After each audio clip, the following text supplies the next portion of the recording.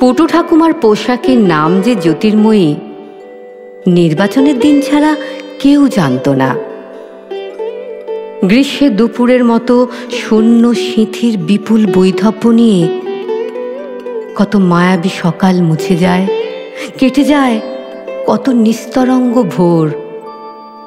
সাদা থান, সাদা সিঁথি, নগ্ন হাতে শ্বেত অন্ধকার, আদিগন্ত সাদা কুয়াশা ভেজা জীবন। তবু পুটু ঠাকুমা রং ভালোবাসত।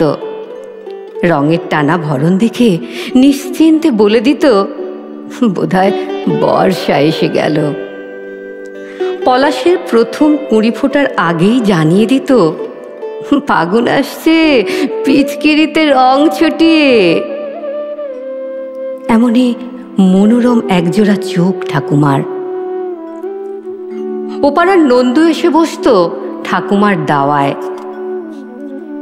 অন্ধ ছেলেটির চোখে শুধুই রাধার নীলাম্বর কিংবা মৃত্যুর মতো কালো এলো চুল।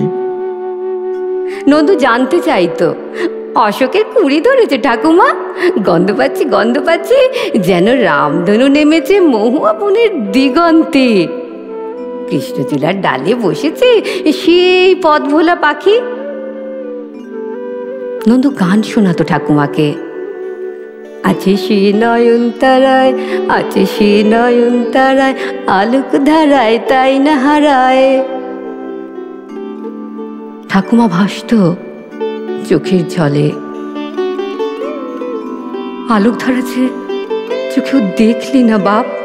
দেখলি না কালো মেঘে সাদা বক ভেসে গেলে তুলি খুঁজে পান না যামিনী রায়? নন্দু জেদ করত, এবার দোলে কিন্তু একটা পিচকিরি কিনে দিতে হবে। তা না হয় দিলাম। রং দিবি কাকে? তোমাকে। রঙে রঙে ভিজিয়ে দেব তোমাকে। দোলের পিচকিরি কিনতে গিয়ে ঠাকুমা চোখ দুটো দান করে এলো, যেন তার মরণের পরে এই চোখ দিয়ে রং দেখে নন্দু। জায়রা বলে, করেছ কি?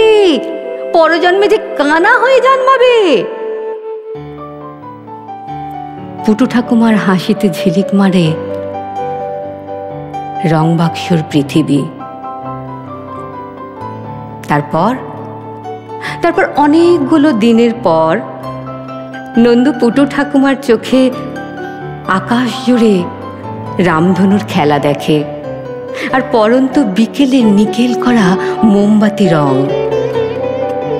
বলতে ভুলে গেছি, এখন ওকে নন্দু বলে ডাকলে রাগ করে, বলে, নন্দু কেন?